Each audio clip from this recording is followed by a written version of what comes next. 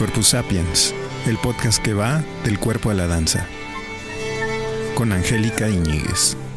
En este episodio, conversé con Claudia Lavista sobre aspectos de la vida más allá de la danza que tocan los intereses de Corpus Sapiens. El trabajo en equipo, la comunidad, el diálogo, la riqueza de la diversidad, el creer en las personas, el cuidado, los afectos. Claudia también nos contó cómo desde los proyectos que actualmente lideran Danza UNAM, cuestiona las tradiciones y nos invita a pensar cuáles queremos conservar y qué otras no nos funcionan más. Claudia Lavista es artista escénica, coreógrafa, maestra y gestora con 35 años de experiencia, licenciada en Pedagogía de la Danza por la Universidad Autónoma del Estado de Hidalgo. Por su trabajo artístico ha recibido múltiples premios nacionales e internacionales, entre ellos 3 veces el Premio Nacional de Danza. Es cofundadora de Delfos Danza Contemporánea y de la Escuela Profesional de Danza de Mazatlán. Ha creado más de 65 obras que se han presentado en 25 países de Latinoamérica, Norteamérica, Europa, Asia y África. Imparte cursos de manera continua en facultades de danza de México y el extranjero. La Universidad de Chicago le otorgó la prestigiada Mellon Fellow. Claudia también ha sido miembro del Sistema Nacional de Creadores de Arte en 3 ocasiones. En 2021 fue distinguida con la International Jerusalem Fellow Award. Recibió la medalla Luis Fandiño a la trayectoria artística en 2024 y ese mismo año fue reconocida con la prestigiada Fulbright García Robles Scholar. Ha trabajado en proyectos de ópera, teatro y multimedia y ha creado espectáculos para foro, videodanza, sitio específico y digitales. Le interesan los espacios de colaboración interdisciplinar que generan proyectos creados desde el diálogo artístico y humano. En mayo de 2024 fue nombrada directora de Danza UNAM, desde donde ha generado proyectos integrales que vinculan lo artístico, lo pedagógico y lo social. ¿Cuál es ese hilo conductor tuyo desde la bailarina hasta la directora de Danza UNAM en este momento? ¿Qué es lo que une todo eso, si es que lo hay? Fíjate que estaba yo el otro día pensando justo en esa pregunta, porque ahorita que estoy en este rol, porque es un rol que me toca jugar un tiempito, no tengo tiempo de crear y tampoco tengo tiempo de estar en escena. Y a mí lo que me ha sostenido a lo largo de un montón de décadas ha sido la creación, ¿no? Y también estar en escena. Y fíjate que lo que descubrí y que me gustó mucho además descubrirlo es que yo amo la danza, no la mía. O sea, no la que yo hago o la que yo bailo, yo amo a la danza. Entonces, en ese sentido, me ha tocado, la verdad, la fortuna enorme de poder habitar la danza desde muchos lugares, desde muchos sitios que tienen que ver con, pues sí, con ser una intérprete, con ser una creadora, con ser una maestra también, porque a mí me apasiona la pedagogía de la danza. Y ahora con tener este rol de alguien que organiza una serie de ideas y que las pone al servicio de la danza y de la comunidad de la danza. Eso por un lado, o sea, pienso que el motor que me mueve es que a mí la danza me parece una expresión vital, fundamental, llena de filosofía, de política, de encuentro con otras personas, de espacio para ser feliz, de lugar para la salud, de lugar para que se diluyan las problemáticas muchas veces en las familias. Te echas una buena bailada y algo, ¿no? No las graves, pero bueno, algo que no era tan grave se puede diluir. Me parece el gran espacio del pensamiento también, ¿no? Creo que podríamos hablar de la historia de la humanidad, hablando de la historia de la danza de la humanidad. Y ahí podríamos descubrir todo lo que nos ha pasado, ¿no? Las guerras, los problemas religiosos o filosóficos, las emancipaciones, en fin. O sea, porque finalmente lo que está en juego es el cuerpo y pues todos, todas somos eso, somos cuerpo, un cuerpo sentipensante, ¿no? Entonces, eso es lo que me mueve, Angélica, eso es lo que me mueve. Y también te voy a decir, ahorita te cuento por qué, pero también porque soy una persona que cree en las personas. O sea, creo en las personas. Es como no lo puedo evitar. Me gustan las personas y creo en la potencia de nosotras y nosotros como seres humanos, ¿no? Y entonces en esa potencia yo encontré mi lugar. No tan chiquita, como a los 15 años, porque antes de decidir ser bailarina yo quería ser músico, quería tocar el cello y estudié música toda mi vida por mi padre, pero descubrí la danza, me di cuenta que ese iba a ser el medio en el cual todas mis preguntas o mis necesidades o mis dudas o mis deseos se iban a colocar. Qué importante lo que dices de creo en las personas y no lo puedo evitar. Esto marca un rasgo humano súper importante que está presente en lo que hagas, ¿no? Y que da pie a la creación desde ese lugar. ¿Cuáles dirías que son los valores que sostienen tu creación y todo lo que haces en el rol que te toque jugar? El primer valor es que lo que yo esté creando, lo que esté haciendo, para mí tiene que ser verdadero.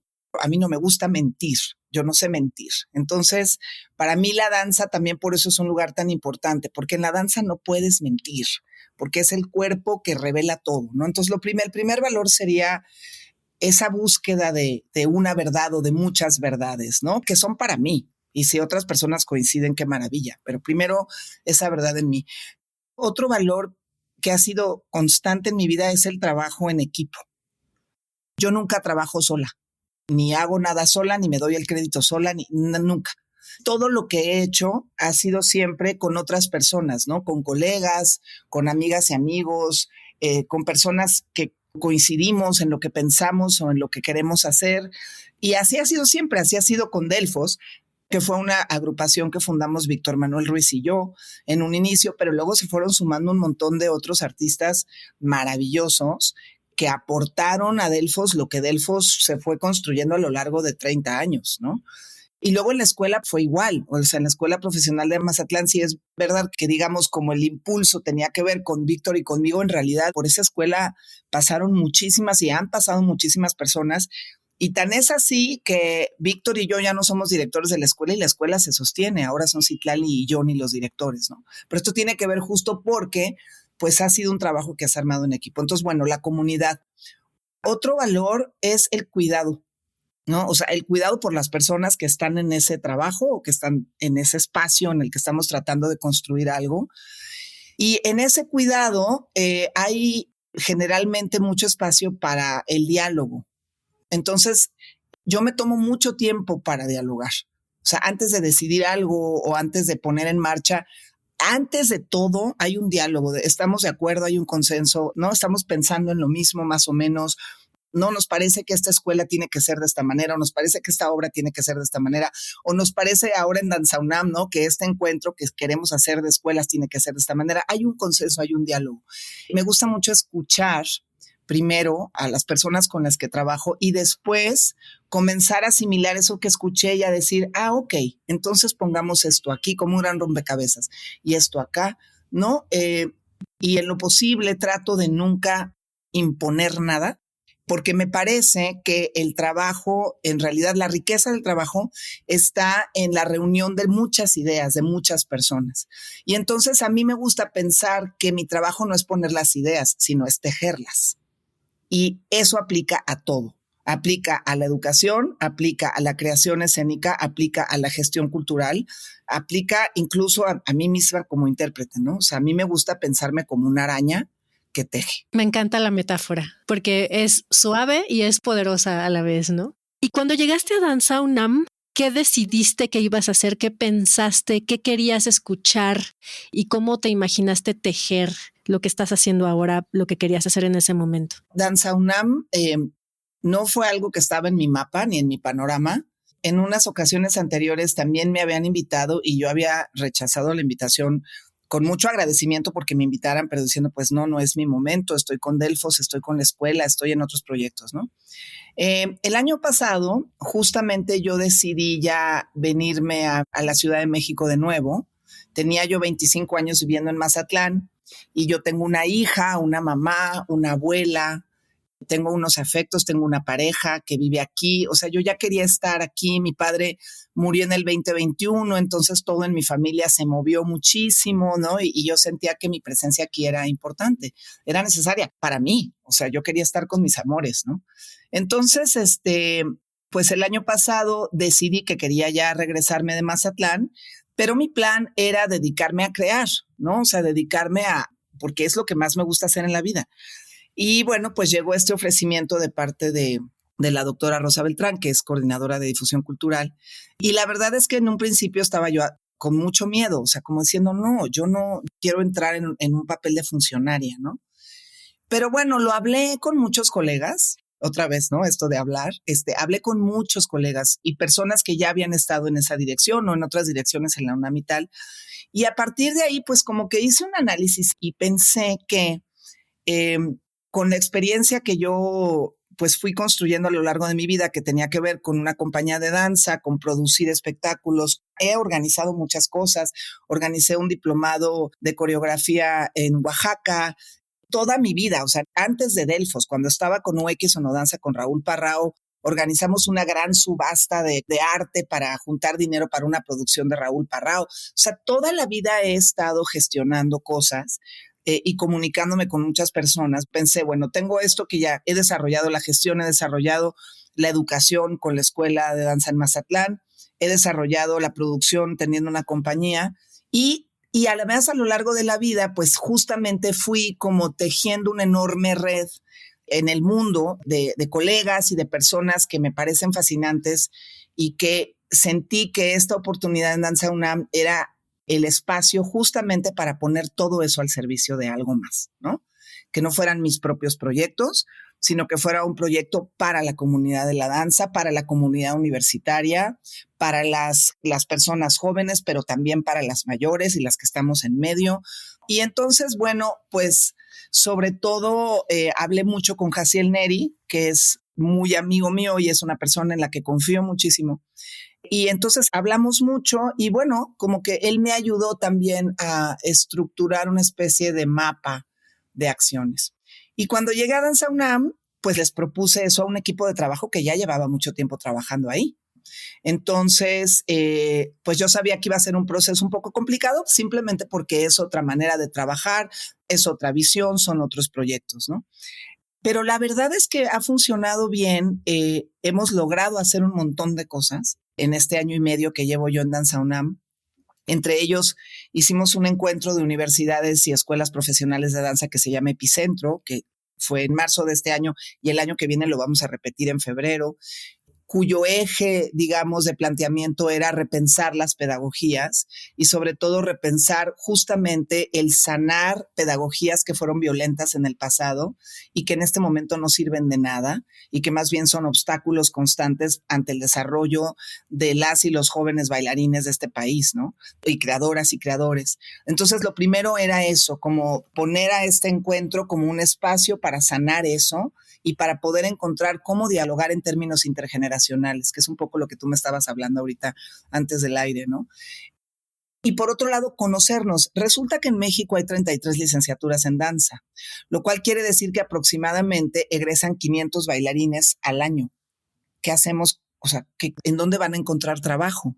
¿No? Estas y estos bailarines. Entonces, parte de las preguntas que nos hicimos es, ¿qué se está haciendo desde las escuelas para que estas jóvenes generaciones tomen conciencia de que su trabajo en la danza no solamente va a ser bailar o entrar en una compañía o tener una agrupación, va a tener que ver con la docencia, va a tener que ver con la salud?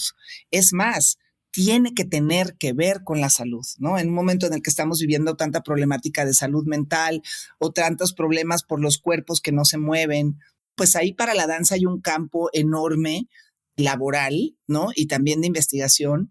Y también a partir de todos los estudios que se han hecho en las últimas décadas sobre neurociencia, ¿no? Relacionada con el movimiento como un factor fundamental de aprendizaje y de desarrollo. Entonces, bueno, Epicentro fue algo que hicimos. El año que viene ya estamos preparando otra emisión de Epicentro. Después hicimos un encuentro que se llamó TRAC, que es Tradición y Actualidad en los Cuerpos Danzantes, porque nos parece que este diálogo entre lo tradicional y lo contemporáneo es un diálogo sumamente necesario, pertinente, urgente tenerlo, ¿no? Entonces, lo que organizamos fue una serie de mesas de discusión en torno a este tema, una serie de presentaciones, pero también talleres comunitarios intergeneracionales. Entonces se ofreció un taller de flor de piña que fue una belleza, en donde convocamos solamente a mujeres de la universidad y entonces llegaron trabajadoras, académicas, estudiantes, personal de limpieza, ¿no? Pero todas eran mujeres. Y bailando esta flor de piña. Fue la verdad un encuentro muy, muy hermoso. Y justo ayer acabamos de terminar Ser Sur, que es un encuentro de danza del sur global, Este año estuvo dedicado a Latinoamérica y al Caribe. Y la pregunta central era quiénes somos en el presente en y desde el sur, ¿no? Y entonces, bueno, invitamos a 4 agrupaciones, hubo talleres, hicimos extensiones de estos talleres a las escuelas de danza profesionales de la Ciudad de México.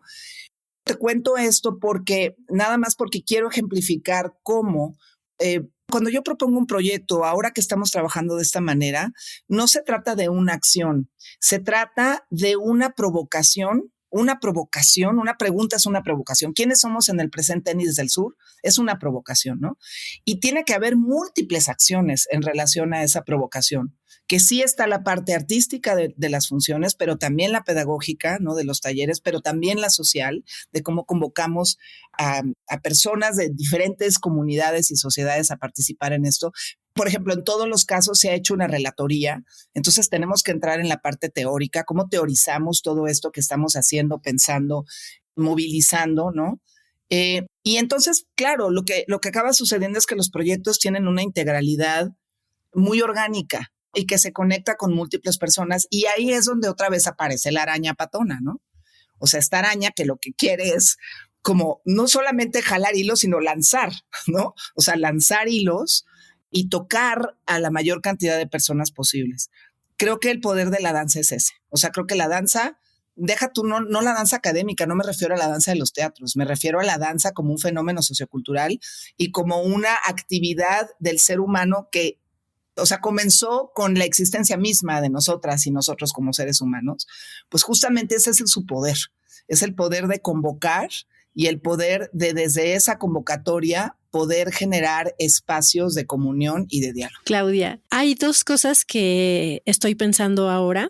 Una es esta frase que hemos usado muchísimo, que se le atribuye a Dalal y que se ha repetido, que es México es un país de danzantes, ¿no? Y la otra que estoy pensando es que fuera de México, bueno, y dentro de México también estamos viviendo un momento muy particular, muy duro. Estamos viendo cosas además a través de streaming que yo nunca me imaginé que me tocara ver. O sea, estamos presenciando un genocidio o más de uno, ¿no? Tenemos Palestina, tenemos Sudán, tenemos unas realidades bien crudas aquí mismo dentro del país y también más visibilizadas a través de pues estas plataformas. ¿Qué lugar tiene desde tu perspectiva la danza en este momento, la creación escénica y todo este panorama que has explicado muy bien, muy ricamente me parece? Cuando escuchamos México es un país de danzantes y en este momento en el que estamos presenciando todo esto que está sucediendo alrededor, ¿no? ¿Qué piensas tú? ¿Dónde está la danza? ¿Cuál es su lugar? Sí, yo creo que la danza está en todas partes, pero me voy a ir un paso atrás. O sea, yo siento que lo que estamos viviendo en el mundo es de tal manera atroz que nos tenemos que colocar como personas. O sea, yo antes de pensarme en estos ámbitos políticos como persona de danza o trabajadora de la UNAM o creadora, me pienso como una mujer que no está de acuerdo con esto que está pasando. Y entonces, ¿cómo hago yo desde mi pequeñez absoluta? Porque yo no soy activista social, porque yo no tengo un cargo político, porque aunque lo tuviera, seguramente habría, o sea, no tendría yo ese poder. Pero lo que pasa es que el poder que sí tenemos es el poder de ejercer la micropolítica. Y la micropolítica se ejerce con tus hijos, con tu familia, con tus compañeros de trabajo, con todo tu círculo, ¿no? El círculo en el que tú habitas. Ahí sí se practican estas micropolíticas que tienen que ver con los derechos humanos, que tienen que ver con la dignidad del ser humano, que tiene que ver con la justicia, que tiene que ver con la equidad. O sea, esos valores en política a las personas que nos vemos a nosotras mismas como progresistas, que es mi caso. O sea, yo soy una mujer progresista y soy feminista. Bueno, eso yo lo tengo que poner en práctica en todo lo que hago, más allá de la danza, ¿no? Y se ve reflejado, pues, en la danza, porque ahí es mi ámbito de trabajo, no es mi ámbito laboral. Pero entonces yo ahora, por ejemplo, en Danza UNAM, bueno, pues la manera en la que yo trato de convocar al equipo de trabajo es anteponiendo esos valores antes que nada. Luego hablamos de danza. Hago esta pausa para contarte que Corpus Sapiens es un proyecto independiente que ejercita los músculos de la memoria, la reflexión y la creación sonora sobre danza y cuerpo. con la intención de visibilizar trabajos o acciones que le aporten algo positivo al mundo. Así que si tú o tu marca se sienten en sintonía con nuestros valores y les gustaría contribuir a que este proyecto siga siendo sostenible y a la vez dar a conocer o expandir el tuyo, estaremos felices de recibir tu patrocinio o tu donativo. Escríbenos un correo contándonos sobre ti o simplemente dona a través de PayPal. Encuentra la liga en la descripción del episodio. Ahora, desde la danza hay mucho que hacer en esto, porque la danza justamente lo que plantea es el espacio de la comunidad y no del soliloquio, ¿no? Y lo que estamos viendo que está sucediendo en el mundo es que es de tal manera la exacerbación del egoísmo, y el egoísmo lo que genera son sociedades resecas, son sociedades putrefactas, que poco a poco se van a ir llenando de gusanos y se van a morir, porque no hay el ser humano no es un ser que esté en su naturaleza la soledad, ni la mentira, ni la injusticia, ni la violencia. O sea, somos seres humanos cuyo eje, me parece, está en el amor. Entonces, bueno, hay una enorme distorsión. Efectivamente, en este momento hay una enorme polarización, ¿no? Sí creo que habemos personas que pensamos de verdad muy, muy distinto. A mí me sorprende mucho de pronto no encontrar discursos que digo, pero ¿cómo yo? O sea, no pienso para nada de esa manera, ¿no? Entonces pienso que es en esas pequeñas acciones cotidianas o grandes acciones cotidianas en las que hay que poner en práctica los valores de la política, ¿no? Y los valores de esa política en la que creemos o de esa organización social que finalmente es lo que es la política en la que creemos, ¿no? Y yo lo hago así. Y creo que eso en la danza se tiene que ver reflejado en la relación de las y los coreógrafos, por ejemplo, con sus bailarines, ¿no? O sea, no se nos puede olvidar, ¿no? O en la forma en la que un equipo de trabajo convoca a colaboradores o a veces en los temas, en las mismas obras. Pero no todas las obras hablan de política. Hay otros temas, ¿no? Hay temas que tienen que ver con la poesía, hay temas que tienen que ver con las emociones o que tienen que ver con ciertas experiencias que no necesariamente hablan sobre temas políticos. Sin embargo, en donde sí hay política es en la forma en la que esos colectivos o esas agrupaciones o esas compañías trabajan. Ahí sí. Entonces la política nos cruza de manera constante y no lo podemos evitar y no nos podemos hacer guajes. Y creo que, bueno, sí, yo el año pasado todavía hice una obra que se llama Óxido, que fue la obra, digamos, una de las obras que cerró pues este ciclo de Delfos en Bellas Artes hace 2 años y medio por ahí. Y la obra habla de eso. O sea, para mí esa pieza habla del desastre que estamos viviendo, de cómo se está todo derrumbando, se va a derrumbar.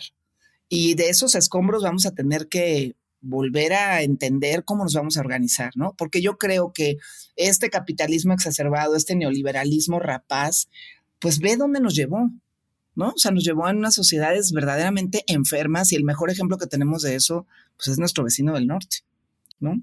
Entonces, bueno, eso, Ángel, yo creo que la política, estas micropolíticas, esta postura política se tiene que practicar todo el tiempo en todos los ámbitos de nuestra vida. Y que la danza no es excepción, por supuesto. Ah, no, claro que no. Porque creo que todavía ahí impera en el imaginario que la danza es un espacio de libertad, un espacio de creación. Y bueno, la danza también ha sido un espacio de represión y de violencia y todo lo demás que ya mencionaste, porque la danza está hecha por seres humanos. Así es.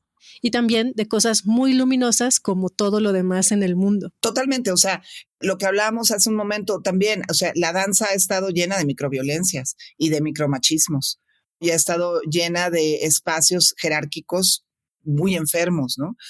Y afortunadamente ya desde hace un rato, unas décadas, yo diría, muchos de nosotros nos hemos percatado y tomado conciencia de eso y de decir, a ver, espérate, aquí estamos manejando una serie de valores que sobre todo para las juventudes son sumamente dañinos. Eso tiene que cambiar ahorita. Uh-huh. No podemos a tomar 4 talleres y entonces no, que tomar una maestría. No. Eso tiene que cambiar ahorita. Y pienso que está cambiando. O sea, además creo que sí es verdad, sí está cambiando y hay unas pedagogías que tienen que ver con el bienestar y unas pedagogías que tienen que ver con que lo importante no es hacer un paso de una manera o de otra o levantar la pierna muy alto o dar muchos giros. Lo importante es que la persona que está aprendiendo un lenguaje nuevo, en ese lenguaje sienta una libertad para ser ella misma y expresarse. Eso es lo que importa en la educación de la danza. Uh-huh. Es decir, tú estás y lo voy a hacer entrecomillado, enseñando danza, porque la danza no se enseña, se practica, y entonces en el propio cuerpo se van asimilando una serie de informaciones importantes a nivel muscular, a nivel óseo, a nivel de ligamentos. Cuando estamos en eso, ese aprendizaje de la danza, lo que tiene que conformar en una persona joven que está estudiándose a sí misma a través de la danza, es el espacio del autoconocimiento, es el espacio del autorreconocimiento, es el espacio de la autoafirmación como persona y como ser humano. Y la danza sí tiene ese poder. Por eso, digamos, más allá de los temas, la danza tiene ese poder político, porque cuando tú te autoafirmas, pues tienes una autodeterminación, ¿no? Y cuando hablamos, por ejemplo, de la autodeterminación de los pueblos, ¿cómo se van a autodeterminar unos pueblos con seres que no saben cómo autodeterminarse? Y la danza sí tiene ese poder. Y yo lo he visto muchísimas veces, en muchas ocasiones, en muchos como espacios diversos, socioeconómicos y culturales. Y creo que ahí la danza tiene una tarea social fundamental. Uh-huh, uh-huh. Estoy muy de acuerdo con todo eso. Pensando en las pedagogías, bueno, creo que es todo un cambio de paradigma, además, ¿no? Que nos ha tocado ver y vivir, que a lo mejor es diferente a cómo aprendimos danza cuando éramos pequeños, o nuestros maestros, ¿no? Cómo aprendieron danza. ¿Y qué tanto ves que en este momento, con este cambio de perspectivas desde muchas personas e instituciones, hablabas hace ratito de 500 egresados anuales de danza, ¿no? ¿Cómo dialogan con el mundo real y qué tanto las escuelas tendrían que también abrirse a estas otras perspectivas de las posibilidades laborales reales que hay en la danza, ¿no? ¿Qué van a hacer todos estos egresados? También cómo lo van a hacer, ahí estarían todo este tema del que acabas de hablar, las pedagogías, pero ¿qué tendríamos que estar haciendo diferente para poder llegar a no tener tantos desempleados en la danza, ¿no? O gente que finalmente tiene esa formación y se dedica a otra cosa, que también es un camino muy válido y que también te construye, ¿no? Como artista, como creador, como profesional, pero bueno, digamos que la mayoría de la gente no estudia danza para no dedicarse a eso, quiero pensar, como en cualquier otra profesión. Y bueno, ¿cómo lo ves tú? ¿Y qué está haciendo Danza UNAM a ese respecto? Uh-huh. Es una problemática. Yo la verdad es que no tengo la respuesta, pero sí pienso que desde las escuelas y en la Escuela Profesional de Danza de Mazatlán lo hemos hecho desde siempre, tiene que haber un espacio dedicado a ayudarle a esas personas jóvenes a construir un futuro a mediano plazo, sí o sí. O sea, hay que ayudarles desde a cómo organizar un currículum y también cómo pedir una beca, porque el tema de las becas no es un tema de la Ciudad de México o del país en México o de los estados, no, es un tema en el mundo, o sea, es una fuente de financiamiento, pero es hay muchas más. Uh-huh. Hay que enseñarles a diseñar una práctica que puedan enseñar después, ¿no? Pero ahí hay un diseño que no es nada sencillo. Entonces, bueno, hay que enseñarles a diseñar eso para que cuando salgan tengan una herramienta laboral que les permita dar talleres y eso es una fuente de ingreso. Hay que enseñarles gestión.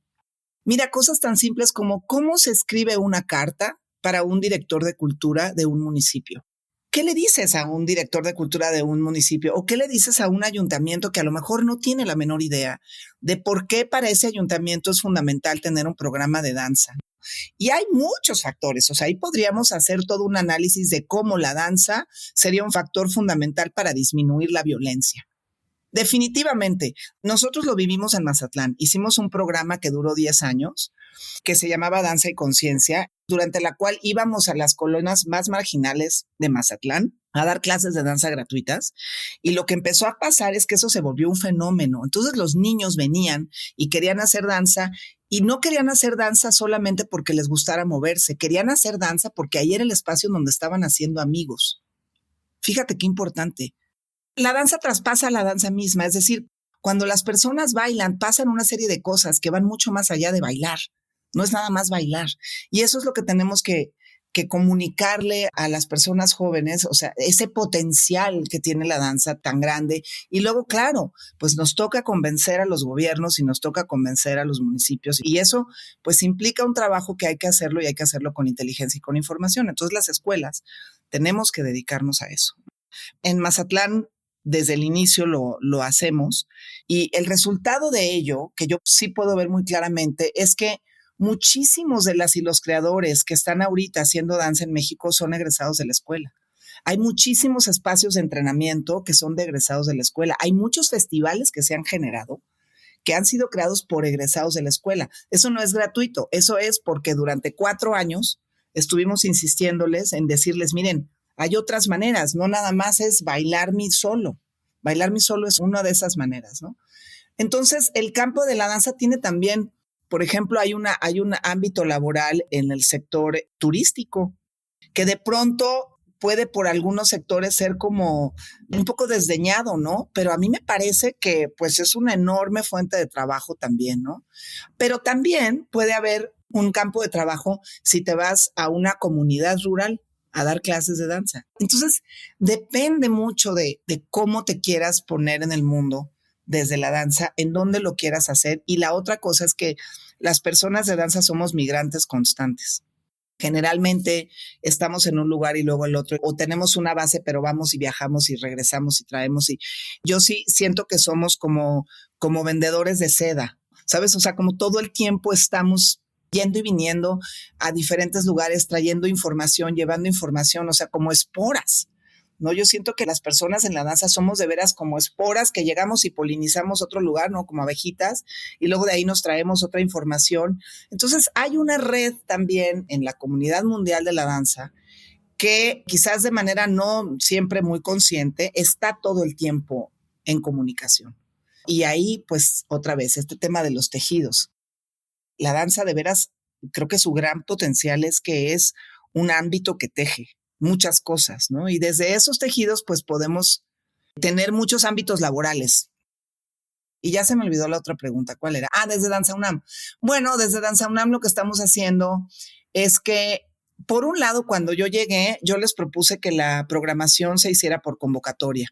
Entonces, esta convocatoria ha sido muy interesante porque nos ha permitido conectar con muchísimas personas que no viven en la Ciudad de México, ¿no? Descentralizar la programación. Y entonces hemos tenido presencia de creadoras y creadores pues de los estados interesantísimos. Luego, por otro lado, bueno, hicimos este epicentro, que es este encuentro de escuelas donde estos temas que estamos hablando se hablaron muchísimo, ¿no? Y lo vamos a hacer cada año. Tiene que tener una continuidad para que tenga sentido y para que realmente sucedan las cosas. Y hemos hecho diferentes proyectos. Por ejemplo, hicimos un proyecto que se llamó Soles y Acompañades, que era un proyecto de acompañamiento para 6 jóvenes creadoras y creadores, durante la cual les ayudamos a un solo que ya tenían como una semillita, pues a desarrollarlo, ¿no? Fuimos 5 creadoras y creadores ayudándoles y luego hicieron una residencia en el salón de danza y cuando salieron de ahí ya tenían una obra que viajar, que presentar, que llevar a festivales, etcétera, ¿no? Luego el año que viene vamos a hacer otro proyecto que tiene que ver con cuerpos mayores de 55 años. Entonces vamos a hacer una temporada donde vamos a hablar de la vejez, ¿no? En la danza. Digo, a los 55 años no eres viejo, para nada, ni vieja. Pero en la danza se ha considerado que sí, ¿no? En la danza escénica. En la danza sí. Entonces, oigan, no, espérenme. O sea, a ver, acordémonos de Kazuo Ono. O sea, a los 90 años estaba haciendo unas cosas absolutamente maravillosas.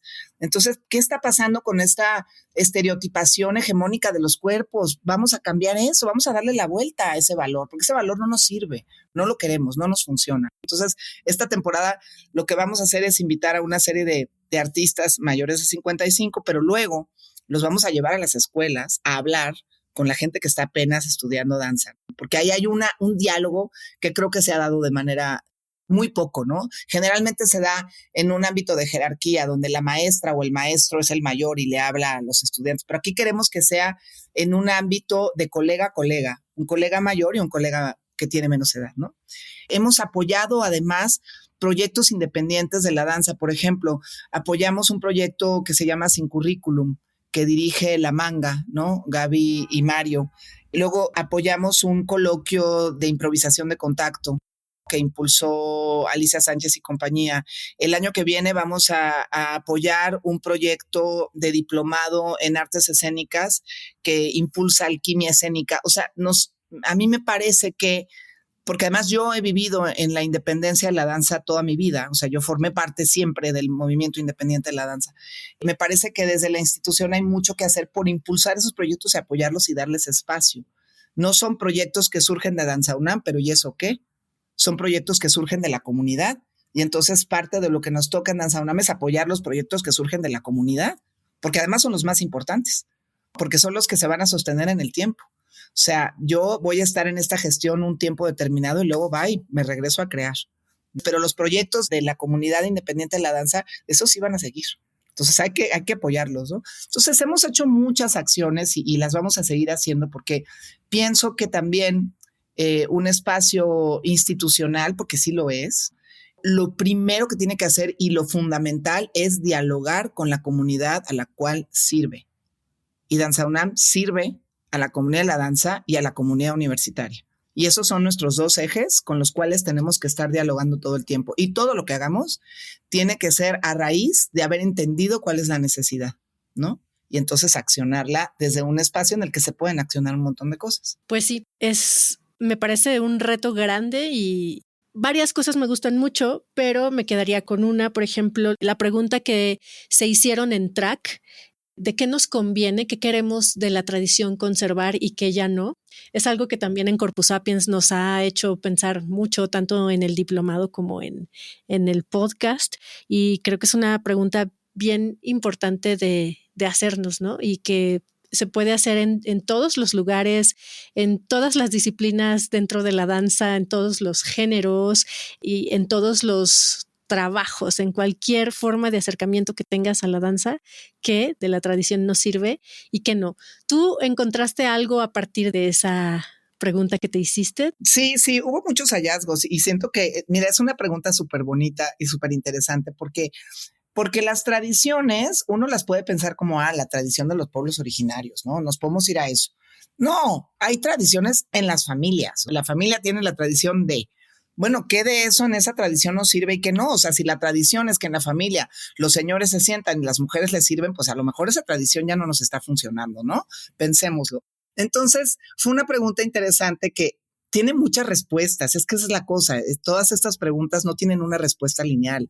Tienen una serie de respuestas que como plataforma se van como también integrando en una serie de cuestionamientos que nos tenemos que hacer en la práctica de la danza. Creo que además, particularmente en la danza tradicional o en la danza folclórica, que son cosas completamente diferentes, ¿no? Bueno, en la danza tradicional, efectivamente, hay una serie de cambios que se van dando por los sincretismos de las comunidades que tienen esas tradiciones en esas danzas. La danza folclórica es un poquito diferente porque la danza folclórica es un invento del vasconcelismo, es un invento del siglo XX y es un invento que tiene que ver con tratar de quizás dibujar de alguna manera más colorida lo que somos como mexicanas y mexicanos, ¿no? O sea, la mexicanidad. Bueno, ahí también creo que esa mexicanidad pues está en constante cuestionamiento, ¿no? Porque también como mexicanas y mexicanos pues somos un masacote de sincretismos y de informaciones que nos cruzan de múltiples y diversas maneras, ¿no? Y curiosamente en la danza folclórica hay un poquito más de resistencia, ¿no? Porque hay una especie de purismo, es un poco como en el ballet. O sea, en el ballet hay ciertos purismos que se quieren conservar porque de alguna manera se piensa que pues son pilares que sostienen, ¿no? Y bueno, esos pilares que sostienen hay que cuestionarlos también, no para romperlos ni tirarlos ni nada, simplemente para ver si tienen sentido o no. Es decir, a mí me parece que todo lo que se produzca tiene que resonar. Si deja de resonar, ahí hay un problema. Cuando algo ya no resuena, dices, aquí ya algo no está sucediendo. O sea, este fenómeno de la comunicación, que es finalmente lo que la danza propone, porque es un lenguaje que comunica, pues ya no se está dando, ¿no? Y bueno, pues hubo preguntas muy interesantes. De hecho, justamente el maestro Pablo Parga, que estuvo invitado como quien moduló las mesas de diálogo, está en este momento escribiendo justo un texto en relación a esto que sucedió, que muy próximamente estará en el micrositio de TRAC. Si se meten a Danza UNAM, se van a encontrar en la pestaña de proyectos, el micrositio de Epicentro, donde pueden ver todo lo que hicimos, los videos. Ahí ya hay una relatoría que escribió Abraham Sapien, que es un filósofo que ahora está muy cercano a la danza. Después en el micrositio de TRAC se van a encontrar también con todo lo que sucedió y muy pronto va a estar esta relatoría del maestro Pablo Parga. Y ahora en el micrositio de CERSUR también se van a encontrar toda la información, los talleres, la información de las y los artistas que estuvieron.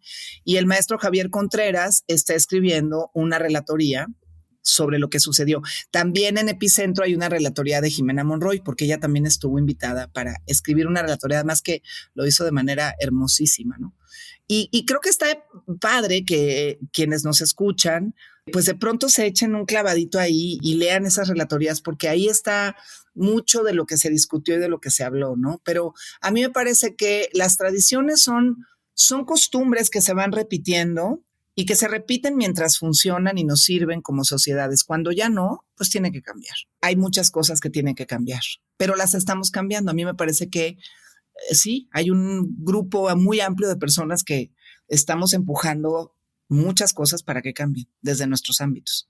Yo quiero pensar que soy una de ellas. Sí, y bueno, creo que nos daría para una temporada completa, Claudia. Hay muchos temas que abriste que creo que tenemos en común, que nos interesan también de este lado. Y bueno, ahí queda la invitación abierta. Haremos más episodios de diversos tipos y bueno, te tendremos ahí, por supuesto, muy presente. Me gusta mucho las metáforas que nos regalaste también en esta conversación, como la vendedora de seda, ¿no? Los vendedores de seda me encantó, las arañas tejedoras, etcétera. Y bueno, no considero que estemos cerrando la entrevista temáticamente, más bien yo creo que es una primera conversación que se queda abierta, necesariamente abierta, porque hay un montón de cosas que tocar. Entonces, ¿con qué te gustaría cerrar a ti toda esta conversación? Pues quizás cerrar con un poco esta invitación, o sea, es como una invitación a más allá de la danza, por supuesto la danza como nuestro medio de vinculación o de acción, pero a más allá de la danza, realmente a pensar en el afecto como un escudo, ¿no? O sea, ¿qué nos protege? ¿Qué protege a los demás? ¿Qué nos puede hacer darle sentido a la existencia en un mundo que está en un caos tan evidente? Y creo que lo que le puede dar sentido es el afecto. Hay una frase de Lao Tse que me gusta muchísimo, que quizás con eso quisiera yo cerrar, que dice, ver lo pequeño es tener vista clara, conservar lo débil es tener verdadera fuerza. El afecto es un poco eso, es algo pequeño y es algo que tiene mucha fuerza, ¿no? Y es algo que cuesta muy poco trabajo. O sea, darle un abrazo a alguien realmente es muy simple, es muy sencillo, pero eso puede cambiarlo todo. Estamos en un momento en el que no solamente, pero una parte de la resistencia tiene que ejercerse desde el amor, desde el afecto. Wow, no podría estar más de acuerdo contigo, Claudia. Creo que ese momento es esto que está sucediendo, las estéticas del cuidado, lo humano detrás de cualquier proyecto y que además todo es político. Exactamente. Muchas gracias, Claudia Lavista, por haber conversado conmigo, con nosotros este ratito en Corpus Sapiens. Te mando un abrazo muy grande. Gracias, Angélica. Muchas gracias también a quienes escuchen. Les mando un abrazo muy grande a ti y también a quienes están escuchando. Gracias a Claudia Lavista por esta conversación. Limpieza de fríos y montaje de voces, Jimena Claudio. Mezcla final, Salvador Martínez. Soy Angélica Íñiguez y te invito a suscribirte en YouTube o en tu distribuidora favorita de podcast. Corpus Sapiens es una producción original de Podcastera MX.